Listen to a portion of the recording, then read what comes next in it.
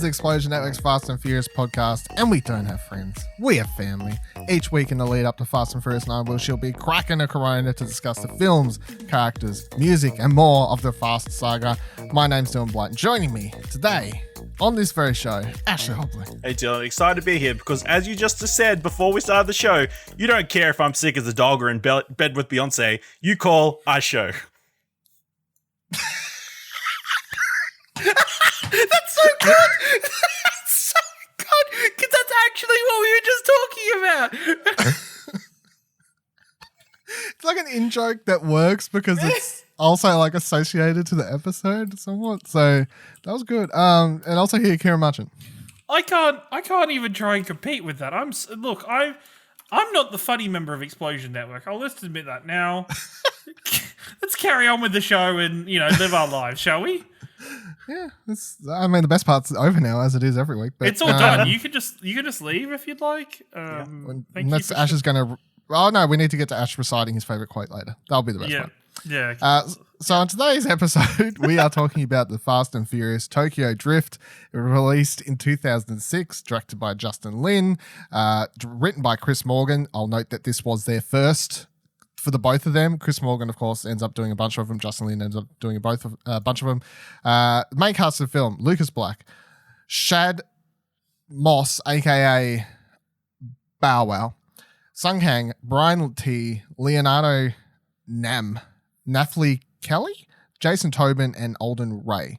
The synopsis of the film is: a teenager becomes a major competitor in the world of drift racing after moving in with his father in Tokyo to avoid a jail sentence in America.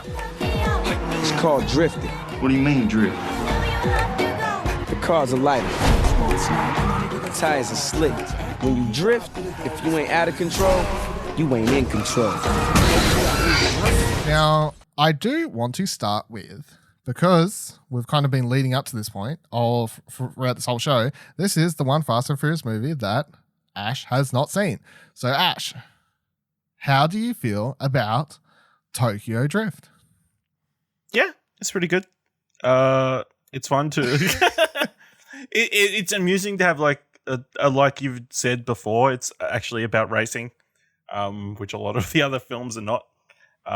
There is that crime element still with it, which would be fitting within a Fast and Furious movie. It's not as prevalent as it is in any of the others, though. No, but it's still there. It is obviously held back by Lucas Black. He was not the greatest leading man. I mean, could you pick an accent that more goes against a Japanese person, a Japanese setting? Yeah, I guess. Which I mean, that's probably what he's going for. Yeah, most polar opposite. He just kind of acts like the most American character at the start, like saying, "I thought you had freedom over here." Yeah, I have a theory that you can go back to what you're saying in a second. I have a theory that potentially Justin Lin, if he could have got his way, would have just made it like he could have brought over like his Better Luck Tomorrow characters more than just Han, and had like one of those be the star or someone else be the star. You know what I mean? Like he could have made an Asian American come to Japan, and even that would have been an interesting story. But I feel like Universal Studios was like, we need white American front of poster to sell this movie, or else it's not going to go. You know what I mean? I feel like that was an important key point that they wouldn't tell you, but I feel like that's what it is. And then you end up with Lucas Black, the most white American hey girl you can get. Yeah. What else do you think about it? I mean, drifting is interesting, I guess. It's very different to everything else. Obviously, there's the moment when Hard dies, which is in this film.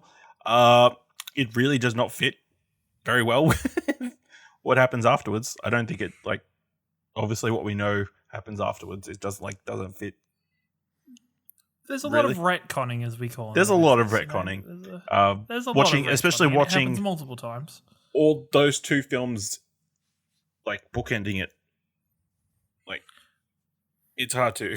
It also go. feels that way with watching this film and then watching Furious 7 after this. Yes. Well, yeah, 'Cause we go there's- from 2006 to 2000. Yeah, I'd like to 15, say, 16, can 17, I whatever get it is, one of yeah. them flip phones that are really big right now in Yeah, Tokyo? but by the way, so this film, when they retconned it, they've retconned it so that Tokyo Drift takes place in 2012. Yeah. Canonically, in the universe, it takes place in 2012 now. So it makes Tokyo in Fast and Furious backwards and behind the times to the rest of the world. Yeah. Yeah. Because I guess when they made it in 2006, they would have been like, it's set in current Yeah. day, I guess, you know. But after all the retconning, they now say it's 2012.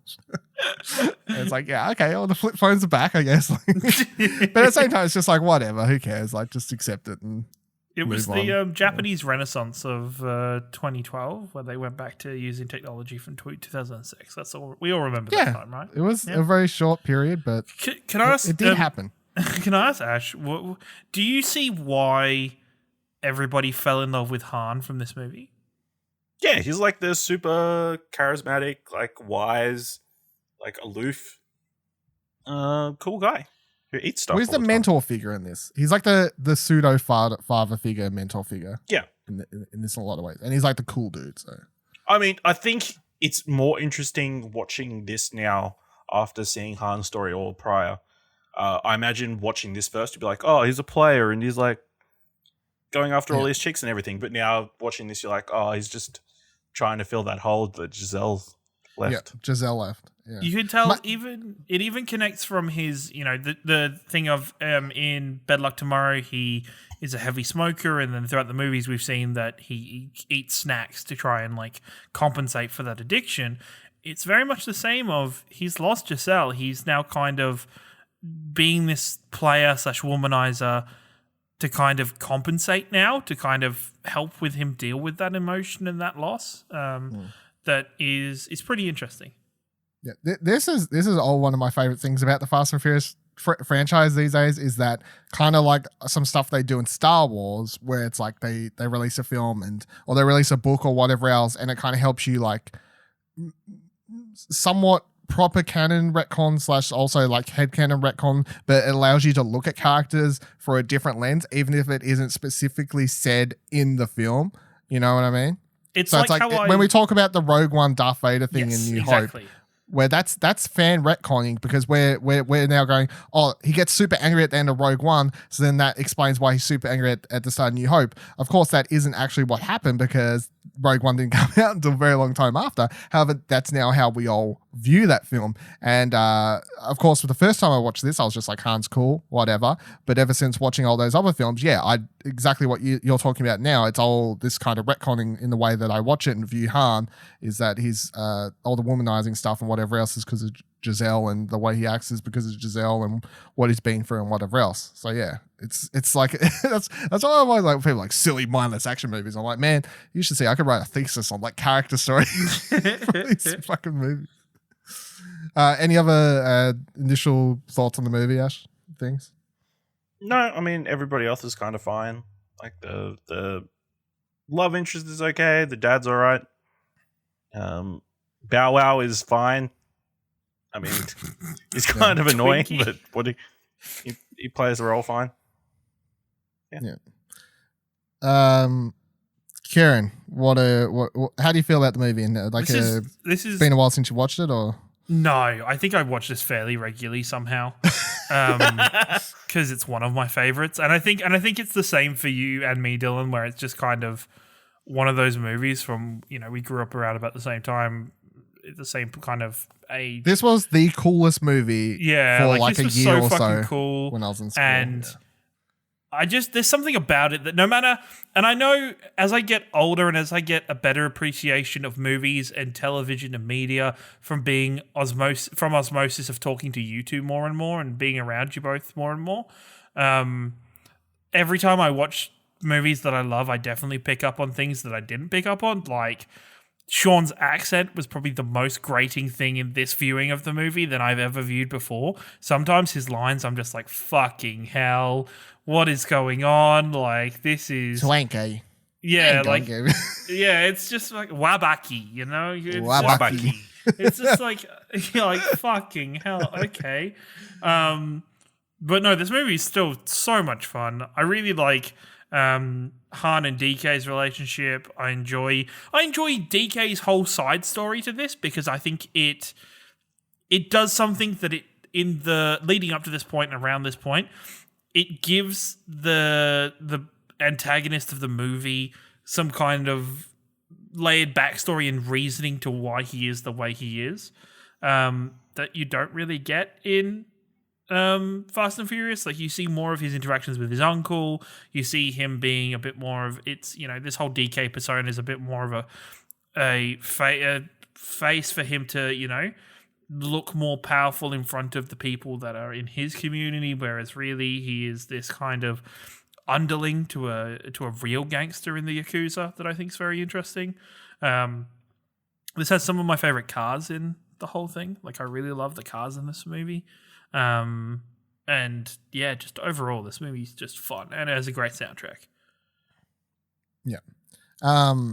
Everything you just said. I mean, yeah, this was the coolest movie in school. Everyone would just listen to the soundtrack pretty much on repeat, either through their phone, where you could have like 2 songs on your phone at the time, and they would install that many unless you were fancy enough to have a fucking, I don't know, 20 megabyte fucking SD card to put in your flip phone or whatever we had in school at the time. And everyone just be blasting fucking Tokyo Drift, like walking around the playground and whatever else. Do you also have the point now where Tokyo, even though it's a country and you know it's Japan and you know the value of Tokyo, when you hear Tokyo, you instantly mentally connect it to Tokyo Drift and you instantly hear the song, like the main Tokyo Drift song out of this. It happens all the time for me. Anytime somebody mentions it, I feel like singing the start of that song every single time. I was thinking about while watching it, like the Tokyo element of this and like connection wise. This would have been like my first, I would say, look at Tokyo / Japan also. Because this was all before I'd seen this before I even started watching any sort of anime or anything like that. So this was like my first, like, watching this movie, I was like, oh, this is Japan. And of course this movie isn't like the greatest example of like, well, this is what Japan's really like kind of thing. But at the time, I remember watching this in high school and being like, Japan's awesome. Like, I want to go to Japan. Look at this shit. This place looks awesome. So yeah, I every time I do hear the song, it's like, yeah, tie it all in. But yeah, I agree. Obviously, that Lucas Black / Shane Boswell. I mean, I don't dislike the character in particular. I do feel like they purposely did the character. Aimed it up. Yeah, like I feel like that they went for something on purpose, like really went for like the most stereotypical American guy, but like they went a little bit too far. But I've seen it so many times that it doesn't actually annoy me because I got past that point a while ago. Now I just accept it for what it is.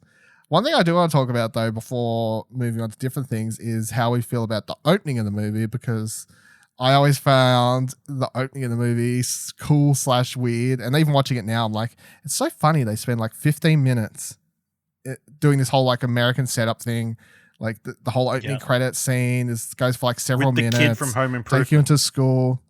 Yeah, like they show you all around the school. They build that guy up to be such an arsehole. They do the whole race. They spend a lot of money on that race, that opening race, of course. And then they spend time in the cop place and whatever. Like they spend a long time getting to Tokyo, really, in retrospect. Like, is it fine? Does it work? I always find it for me, it's always been a thing of seeing the school is so different to Australian / English schools that I'm always like / bewildered or amazed at watching those kind of that slow motion kind of. I think watching it now, it's like even more relevant with all the shootings that they have in schools more now compared to back then. So yeah, it's like I know it's entirely there to set up that Sean is a great driver. So then when he gets thrashed in that first drift race, it's like, oh, he's completely out of his element. Yeah. Well, it also shows he's just like super rash. I guess has a love for his car. There's also there's like a duo line where between this and what other Fast and Furious movie is? I can't remember which one is that. I think it's like Too Fast, Too Furious. Where like at the start here, where the dude's like talking about his Ferrari or whatever it is, the rich kid, and he's like, it's got 2 point whatever 6 horsepower, some bullshit, and then Sean turns and goes, it can read the brochure. I think it's like something that Tyrese also says in Too Fast, Too Furious, or something like that to someone.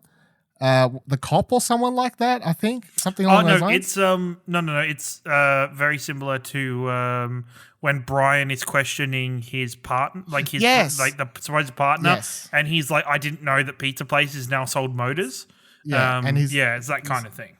Yeah, it's like very similar to that, and I always wonder if they did it on purpose, like as a sort of like tie-in sort of thing. But it's similar sort of line, but also works for like showing that Sean is like he's a gearhead. Like he's not just likes cars, wants to go fast like the other dude. He does obviously work with them and knows enough, because that is important to these movies. All the characters in the Fast and Furious franchise, they're not just like, oh, I like pressing my foot to the pedal, but like they all understand and can work cars. It also shows that he has almost a better understanding of cars than say Brian did when we first met Brian, because probably he kind of understands in that first race. You can see him understanding that, okay, I'm not going to beat this car in an out-and-out race. I'm not going to be that egotistical. I'm going to try and cheat.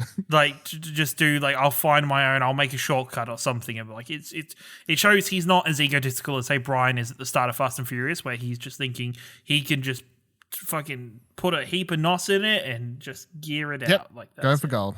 Yeah, work it all out. Yeah. All right, so let's get into the family / talking about some of these other key characters in this movie.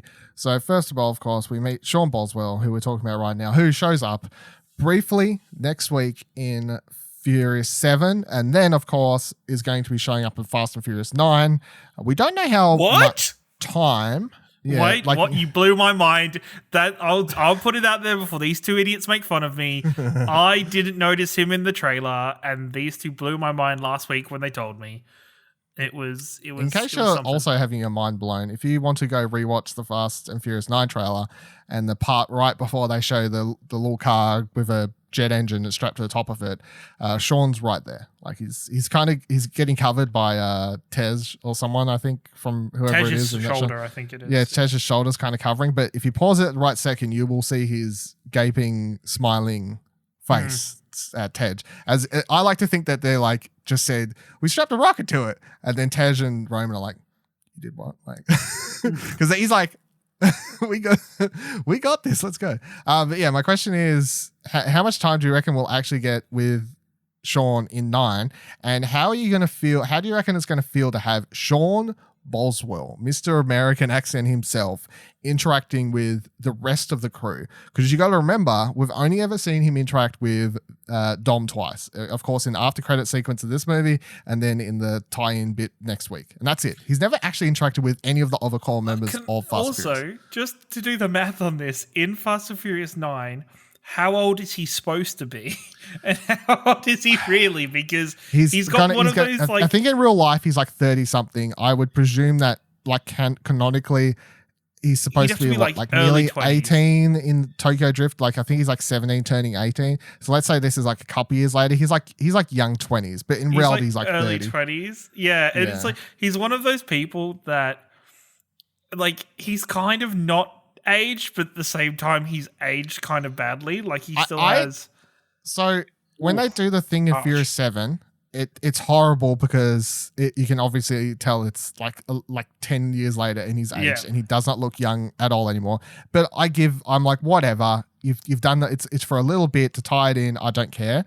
I think I'm possibly going to be more accepting with 9, and I might be able to accept like, oh, he's like supposed to be like 23, 24, but he looks like 30, like some people do. Like they age really fast. If they were still trying to play him as 18, it would be a big weird. No. Yeah. But I think because he's at least like younger 20s, mid 20s possibly at this point, like, because I don't really know how the timeline works, but you got to think like, so Tokyo Drift and Fast and Furious 7, like one right after another and connect, right? Between 7 and 8, there's I think a year or so, something like that. I don't know how long it's going to be between 8 and 9. There could be longer. So yeah, there's time to age him up between all of these at least. Yeah. But how do you think he's going to go interacting with other people, like talking to Rome and Tej? Like, how do you think the banter's going to go? Does it work in your head? Is it fine? I think as long as they do it right, I do think, and this comes with spoilers for next week, with watching the next movie, and I haven't watched Fate, but even watching the next movie, it got to the point early in the next movie where I was like, wow, this team's grown like really small. Like, there is really only like 4 main members in this team now. That is there, after the end of the next movie. So you kind of like, okay, or 5. So it would be good if they can interject Sean as another proper member of that team, and he has good chemistry with them, or he almost, not to say we want him to do that, but he almost kind of steps into a similar place as where Brian was. Not the same, because Brian was kind of like a leader with Dom, but to kind of fulfill that kind of role within the group again would be a good position for him. I hope they have toned his accent down a little bit more for the new movie. I think you can just straight up ditch it, because Black Widow was like Russian in Iron Man 2, and then she just suddenly lost it between films. That's fine. Yep. Like, just same ditch with the accent. Scarlet Witch. She turned to she had an accent too. She just lost it, so it's fine. Just ditch the accent. Ash, how are you gonna? How do you reckon he'll go interacting with the? I mean, it'll be fine. I mean, it'll be interesting to see. Obviously, it's been several years. He's super cocky in the film, so whether he's still like super cocky, I guess. Yeah, we'll see. Yeah. Though, of course, of update for the family in this movie is we lost Han. There's an asterisk on that because we are getting him back, but like to take into account, much like how we talked about, like when I did note when we lost Letty, and then when we got it back. So of course, in the current line, this is the film where we lose Han. It still sucks to watch, even though knowing that he comes back. I'm so glad that I chose to do this podcast for this current run, because it makes it so much more interesting to watch it, knowing that, like, how's he come back, sort of thing, like compared to if we did it like last year. And I would have been like, fuck man, I wish they'd just bring Han back. Like, it's more interesting just to be able to just go, I have this really bad feeling, depending on how they bring Han back, but I just had this bad feeling halfway through this movie where I was like, are they gonna make Han like betray the team? Like, is he going to come back? Like, I'm like, you can't though, right? Like, Justice is coming. Literally. No, yeah, Justice is coming fine. Literally, Justin Lin, the director of this one, and who's returning to do 9, and his last one he did was 6, right? Obviously, he stopped when the timeline caught up to his first film, he stopped. And now he's returning. And in interviews, he said the sole reason he chose to come back is because of how much 8 fucks with Han. Not to skip too much ahead into spoiling stuff for next week, but like Ash is well aware of my major criticism for 8 and why I really don't like that movie. And I'm so glad that the major criticism that I had walking out of cinema when I wrote my review, that I soon saw lots of people online have, and it also turns out that the director, who of course has a big attachment to his character Han, was like, this shit's fuck, son. And he's like, I'm coming back to retcon this shit. Fuck all you. Like, I'm coming back to fix it. I will say, one of the stupidest things I've heard I've read about the production of this movie was that when Justin Lin was on and he was talking about bringing Han in and making this character Han, the character from Better Luck Tomorrow, and all this stuff, the only problem that Universal Pictures had was that he couldn't smoke. Mm-hmm. Which is ridiculous in this setting where there is gangsters and like underhanded bets and like scantily clad women and just everything going on. Smoking is the bad thing. He can't smoke. He has to do something else. He gets replaced with eating the snacks. Well, I think it worked out well though, because I think that eating the snacks is a lot more wholesome GIF content than smoking Han content. So it works out quite well. Smoking. What was you gonna say about What was you going to say just before, Ash, about the stuff to debate? I don't remember what I was going to say. I forgot. Moving on. That's fine. So yeah, we lose on extended family. So this is people who I wouldn't put in the main family group, but of course we're diving into super Dylan's headcanon stuff here. I want to point out, of course, this film has Jason Tobin plays Earl in this movie, who I've previously pointed out. He also is going to appear in F9. He's the one you can see more clearly than Sean in that. He's the one who attached the rocket to the car. Yes, he is.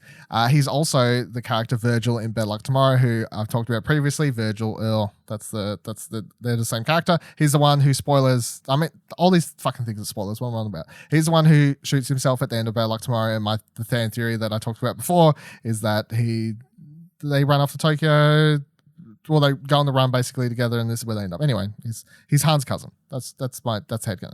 Then we also have Alton Ray in this movie. So Alton. He plays Alden in Tokyo Drift, and in Bad Luck Tomorrow he played Alden with a U.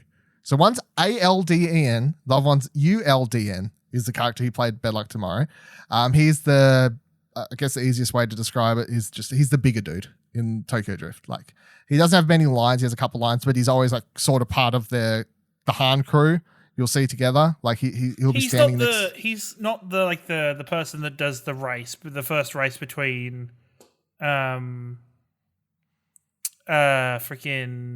DK and Sean. He's not the starting line person. I love him. No. He's a great character. He is. I don't think he was. I can't remember who did that.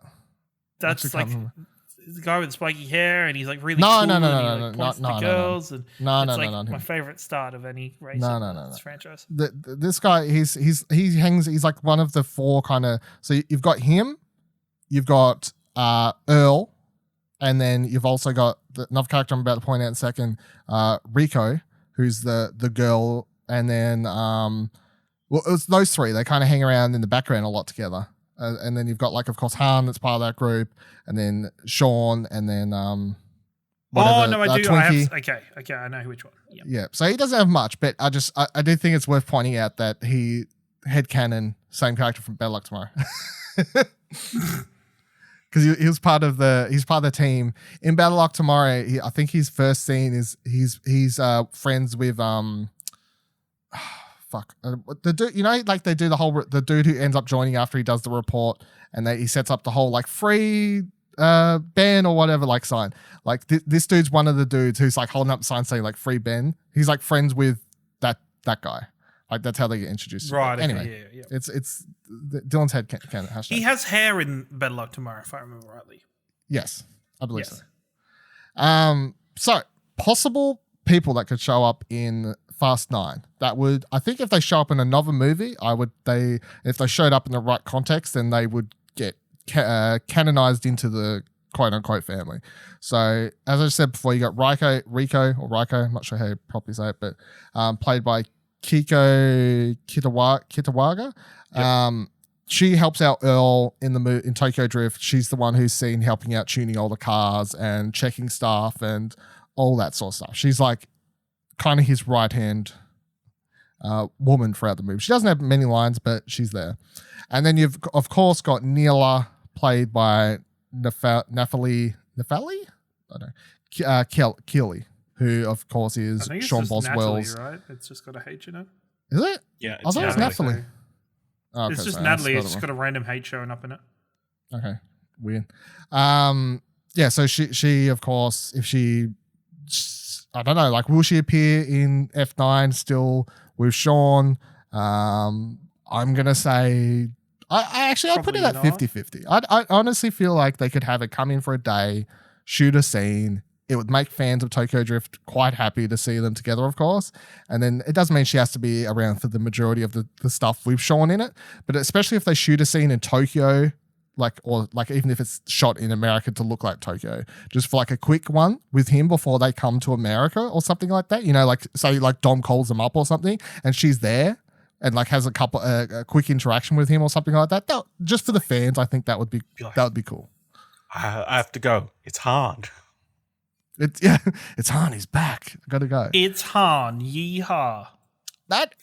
Since you brought that up, I think that is actually something quite important to take into account for 9. Like everyone's talking about like, oh, if Han comes back, that's going to be really cool. Like it'll be really cool for Dom. Like Dom misses him. Like he's part of the family. All these sorts of things. I think a lot of people are missing how, if they play it correctly, how they could make that a really quite emotional and interesting storyline to include Sean as part of the main cast, because for him it would also be quite a big thing. That's what I'm saying, because we're talking about him before. In Tokyo Drift, Han is Sean's like mentor, father figure, these sorts of things. Like I get the feeling in the trailer though that Han is the reason that they're there. Yeah, possibly. like I think I Han get the is- reason that I feel like Han shows up very early in the movie. But I just think that we won't see them finding out that Han's alive. Like I feel they like found those out before the characters- start of the movie is what you're That like those characters Yeah. would have already known Han is still alive. Yeah, I guess so. Yeah. Which is sad in missing out on that possible character No, moment. because we're going to get Tokyo Drift 2. So like that doesn't count as number 10 or 11. That's it's going to to go back. It's yeah. It's, okay, it's they're its gonna own spin-off refix- franchise now. It's Yep. great. Everyone, let's go. Alrighty, so let's get into. And has anyone, before we move on to favorite line, does anyone have any other random things they want to point out? Listen, Tokyo Drift scenes, things. clearly DK needs to come back. He only just fell down a cliff, so He just found down a cliff. He only just fell down. I like how his uncle is completely fine. He's like, "Yeah, you're okay," even though you knocked my nephew off a cliff. Should certainly to his death. Technically, he kind of caused it himself. So, I mean, why was he so trying to knock him off? Why couldn't you just try and beat him fair and square? I'm pretty sure he would have had him. also, I just remember because you reminded me of the last race sequence. No, has either of you watched Initial D? No. Has watched what? Initial D, the anime. No.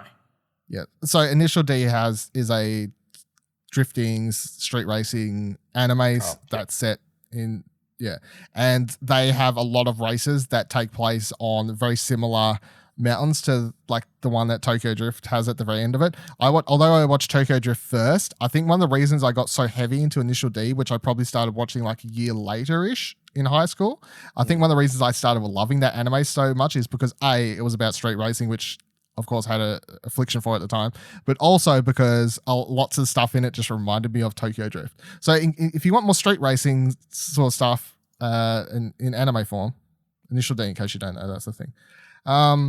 Now let's move on to favorite line. Of course, every Fast and Furious movie has some great and also at times corny but gratifying dialogue.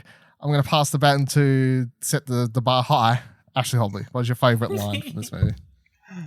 I have money. It's trust and character I need around me. Who you choose to be around you lets you know who you are. And one car in exchange for knowing what a man's made of, that's a price I can live with.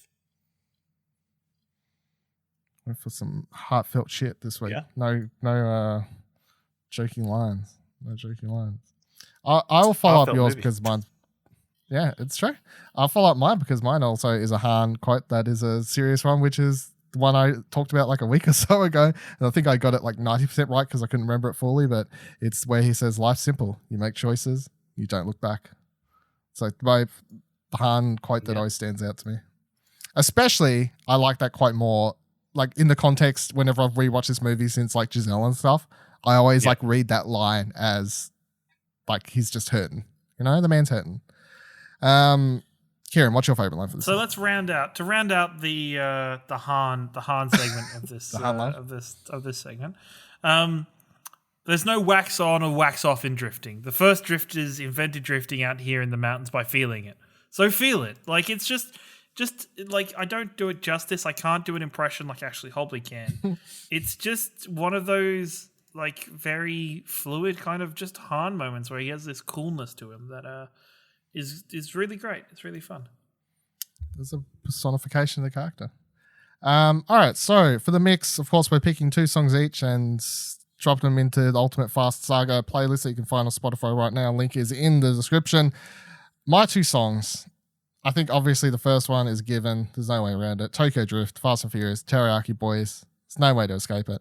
And then my second one is 6 Days Remix by DJ Shadow and Mos Def, which was apart from Tokyo Drift, was always my favorite song off the soundtrack. And I would mix because when this came out, I was also getting into video editing, and I would just use this song and I would mix skate videos to it all the time and random like trailers to stuff. Like I would just take this song and I would constantly edit stuff to it over and over and over and over. And that's what like stands out in my memory from it and why I kind of love it so much. Ash, what are you adding? I also had Tokyo Drift. I mean, that you need to have it. Yeah. And then I also went The Barracuda by the 5, 6, 7, 8.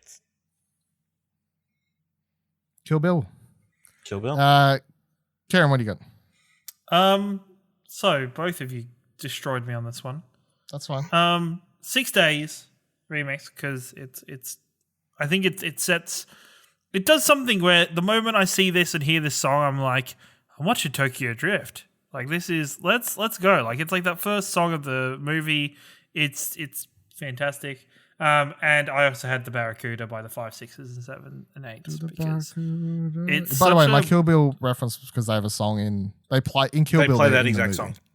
Yes, they're literally in the movie, in the background, like they're playing. No, it's it's a good song, and it's very unique in this movie, especially with everything else that's being played. Yep. So they'll do it for this week's episode. Looks like we're all out of Nos. He said the line. You can follow us all on Twitter by heading to explosionnetwork.com/Twitter. Next week, of course, we're catching right up. We're going to be discussing Fast and Furious 7 or Furious 7. I don't know. These movies are called different things in different countries once they get past 4. So make sure you watch that movie before the episode drops. And remember that #justice is coming. So, wa kanatu disuka. Did you just say, is it though in Japanese? Yeah.